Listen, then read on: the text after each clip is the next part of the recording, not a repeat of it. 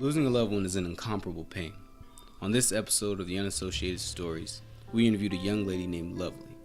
Lovely recently lost her grandmother, who was one of her main guardians as a child.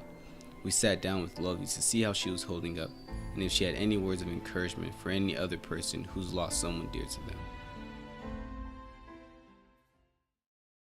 There are times when you'll need someone. I will be by your side. I take my chances before they pass me by. Oh, darling, there is a light that shines special for you and me.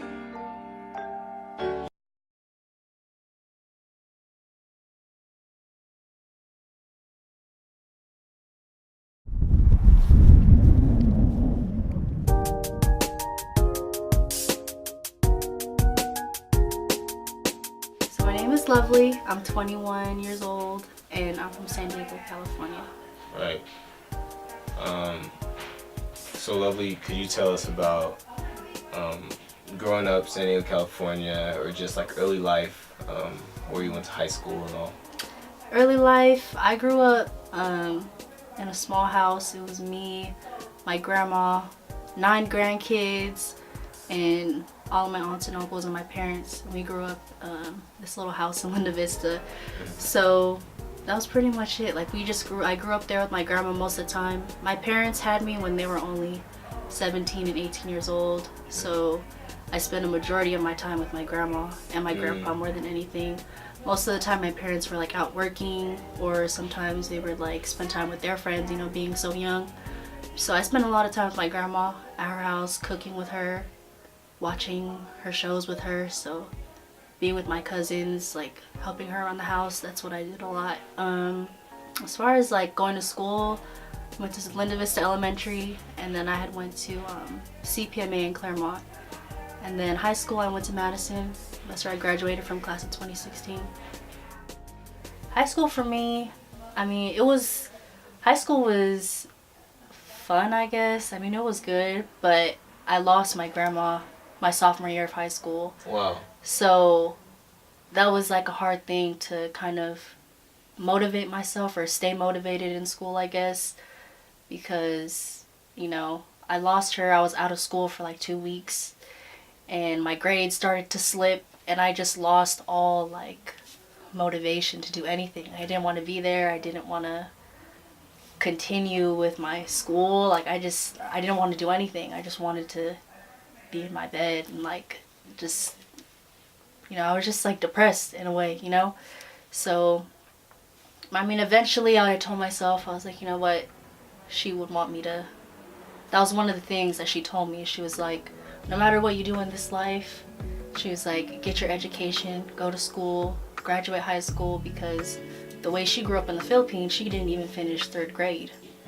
So that was one of the things that she told us, like, finish school and then whatever you end up doing, as long as you're happy, do it. So even though she was gone, she was still my main motivator, like to finish going to school. I couldn't let her down, you know. So What kind of things would you do with your grandma? Since you said like she's the main person that raised you, what kind of fun things would you guys do together? I would help her like around the house, like cleaning the house, or like in the yard, like pulling weeds, replanting her plants. She was sick. She had kidney failure, so she couldn't really do a lot, but she couldn't drive. So most of the time if we needed to go to the store or something, we'd be on the bus together, and we'd take the bus from Linda Vista all the way to like City Heights area and just be in City Heights area all day. She'd go to the stores, she'd go shopping, and then every Sunday we'd go to church. So that was one of the things that I did with her a lot. We'd go to church every Sunday. It would be my grandma and then like 10 plus kids. All of us just going to the church down the street from our house, and we'd be there all morning, go to Sunday school, and then go to mass, and then after we'd all walk home. It was like walking distance from the house, and so that's what we do. And I remember like she would always take us, like no matter what, even if she didn't have a lot of money or she couldn't like provide us with everything, she would at least take us to like a McDonald's and get like 15 McChickens or something, or like to a Yum Yum Donuts and each kid would get a donut. Like I just remember that was just always something. We were just always her priority. Like even though she was always in pain, Yeah. she never showed it, and she would just always make sure that we were good, like regardless.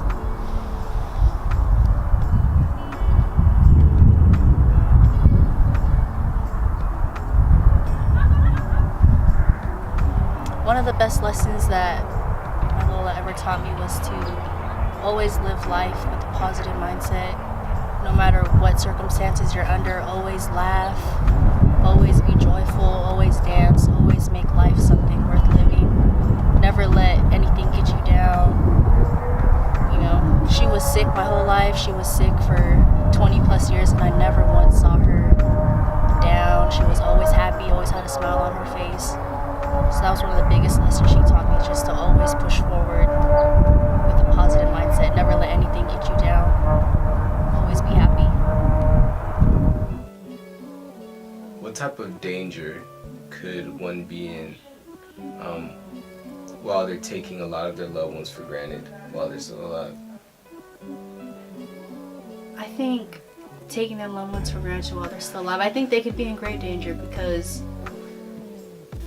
once you take things for granted, you lose sight of what really matters in this life. Family, love, like just overall caring for the people that you love. So when you take them for granted when they're still here, you're focused on things that are temporary, you know. And there are still times that, I mean, after she had passed away, I went through times where I just regretted like that one day I could have spent time with her and I didn't. And I live right next door to her. Like I live walking distance from her, and there's times where I didn't want to go see her just because I wanted to be in my bed, or I didn't want to walk over to her house. Like things like that. So I experienced it. I know how it feels, to that like gut feeling, that pain in your heart of regret. Like there were countless days I could have just walked over to her, gave her a hug, gave her a kiss on the forehead, and then one day she's gone. And it's like, I could have done that. Like I could have done that so many times. But I mean, it's dangerous. It's dangerous taking people for granted and your life for granted when you're still here. That's why like now, especially after she's gone, it taught me to be thankful, grateful for everything, every little thing, even if it's bad, even if it's positive, because one day that person, or you know, it's not going to be there anymore, and you're going to regret it. And that pain that you feel when you regret something, it's not a good feeling. What do you do every day to make sure that you're paying homage to your grandmother? Practically, what do you do every day? I just think it's the way that I carry myself throughout every day. It's just positive mindset, spreading love, light, positivity, just keeping that instilled in me, so that way if I come across people or interact with people, even if it's at work or if I'm at the grocery store, or if I'm getting gas, like just to not carry negativity on me. It's heavy, you know? Yeah. So paying homage to her, it's like, you know what? I'm gonna live this life like she did. Light, happy, loving, caring, always trying to take care of others, because that's what she did. I would also want to ask you that it seems as though you faced like a huge tragedy, but somehow along the line you realize that it doesn't have to stay a tragedy, but it could become something that changes your lifestyle and how you view your perspective on life. Could you explain that transition? I think that, I mean, for one, that transition, it takes a lot of strength and it takes time. Like it's not something that happens overnight, you know? And I mean, my grandma passed away in 2014.